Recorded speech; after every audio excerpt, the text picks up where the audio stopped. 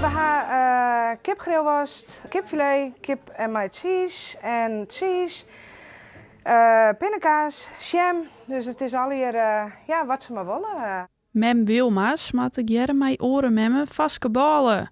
Voor de leerlingen van OBS Nienke van Hichtem in Dokkum stiet er alle dagen een lunch klaar. 2 broodjes met kip?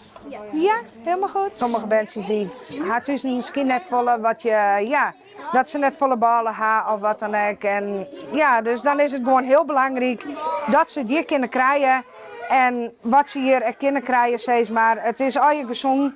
En het is ook een stukje van dat ze beter kunnen leren daarop, steeds maar. We zeggen echt wel een protte dat de bijen die moesten net goed eten hier. Of die dus moeilijk tot eten komen. Sommige bijen helpt het ook alleen nogal in de sfeer van de squalen om lekker mooi te eten. Dat doet echt goed. Ja, en we willen dat alle bijen bieden. Dus het gaat er echt net om, haast het wel thuis of haast het net. Elk bijen mooi bij ons lekker een stukje ballen mooi smarren. En zo had elke leerling wel een favoriet recept. Een stukje ballen met kipfilet en cheese. Ballen met leverpastei. Kipfilet met boter.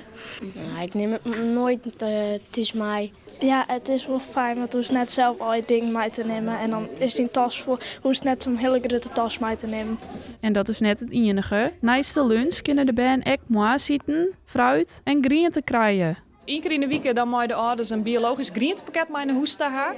Nou, dat wordt aangegeven van de boer, je wilt dat dus leveren en dat moeten we uitdelen aan de gezin. Het is eigenlijk een lietse investering die is dost en dan krijg je er heel volle van waarom. De blije mensen die komen en dat ze lekker weer met hun pandje naar de klas gaan. Dus dat is mooi om te zien. Eet smakelijk!